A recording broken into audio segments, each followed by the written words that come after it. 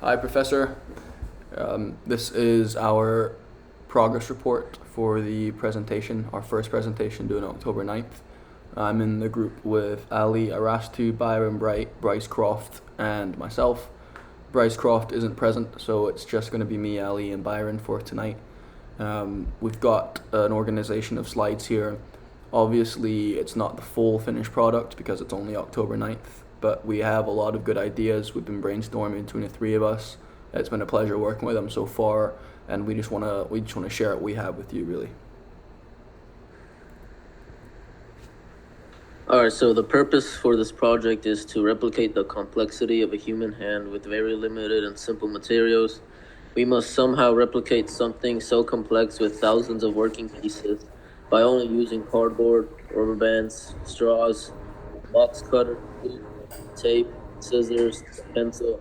By only using these materials, we must create something which replicates a hand and can carry out the following instructions, which is pick up a die and roll it, pick up a golf ball and transport it somewhere further, stack 3 blocks on top of each other, pick up a cup and empty it into another cup, and give a thumbs up. As well as with these resources, we need to figure out the mechanisms of a human hand as precise as possible.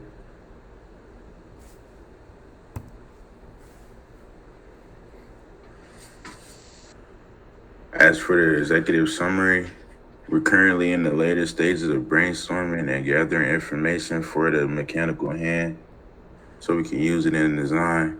One of the tools is strong ideas that are beginning to emerge and form is that Harvey has drew a design that will later be presented in the slideshow. So for the methodology slide, basically the idea we have right now is to just replicate a hand as best as we can. We're probably going to use the cardboard as our base. That would make the most sense.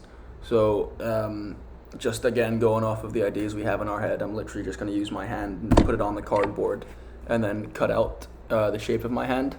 We're then going to bend the cardboard in the way the fingers bend. So I was looking at my hand, and obviously you can split up your finger into sort of 3 sections. So you can bend the top part, you can bend like the part of it 2/3 down, and you can also bend it right here at the 3rd crease, so where it goes down like that.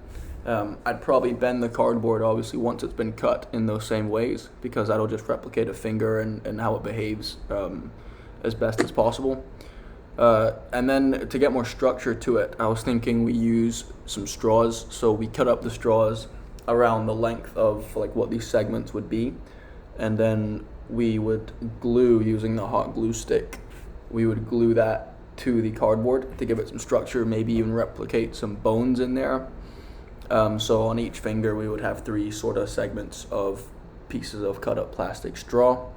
What we can also do with the straw, because it's sort of open in the middle, we can wire the string through that straw as well, so that can replicate, our nerves, some muscles, something that really ties everything together in the hand, so that everything's connected within the finger. So if you're picturing just this finger here, obviously there'd be 3 different pieces of plastic and then a piece of wire or a piece of string that would go through them, connecting this whole finger to move however we tell it to. And then from there, obviously we'd have 5 different strings. I'd probably have them meet around here, so that would connect sort of the whole hand. So each finger would have its own sort of string network to then later be pulled into the string network of the whole hand, consisting of the 5 strings for each fingers.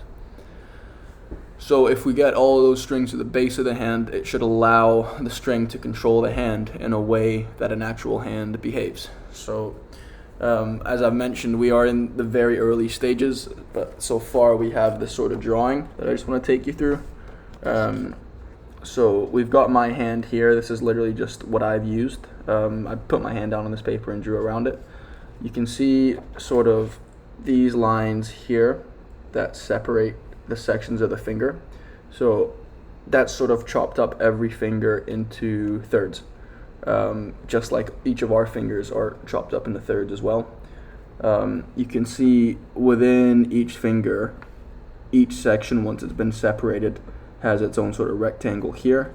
That's going to be our straw pieces. So that's what's going to be able to give it structure. That's what's going to replicate our bones. And that's what's going to pull our string together with the cardboard. That'll be like the agent between the two of those. So yeah, so we've got our sections here, and what these lines represent are just where we're going to bend them. So that's going to be like the creases in the cardboard, in the same way our fingers have creases. And then the rectangles will be the straw, and then the lines going through each are going to be the string. I guess we could also connect the string to the straw by using glue as well. And the straw would be attached to the cardboard with the glue as well, using the hot glue gun.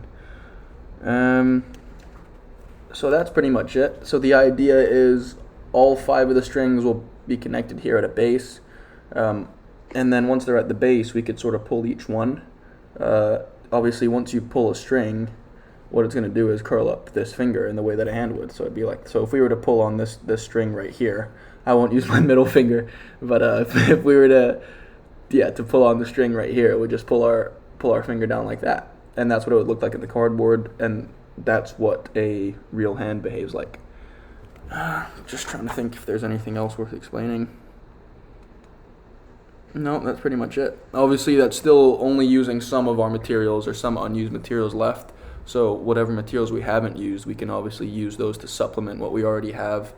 But that's going to come as we design it, and as we move forward, we'll figure out what needs improvements where and which leftover materials are going to be utilized the best. As far as our data, obviously we don't have any data right now. We're still at the brainstorming phase. But that drawing there is, I've just taken you through that. So that's what we have regarding that.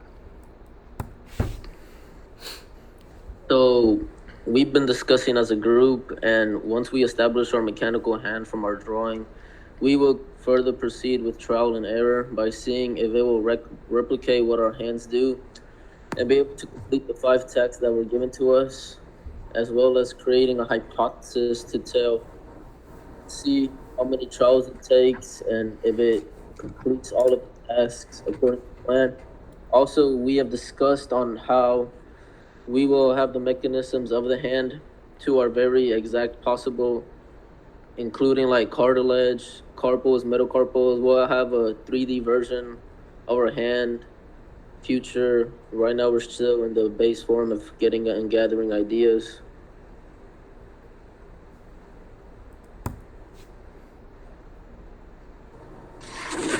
Alright. The next steps that we have planned for our project would be to narrow down the ideas and begin building the mechanical hand we designed, including the measurements, and everything will be precisely done. And then the second step will be constructing a hypothesis to begin testing on the 5 tasks that we were given, which would be the golf ball, picking up a cup, the thumbs up, and all that. So thanks for taking the time, Professor, to listen to this. That's sort of what we have as a group by now. Obviously still very early days during this, but we're all excited to see where this project evolves into. We're excited to put the next progress report together, and we'll just keep working on this. So thanks for taking the time. Thanks.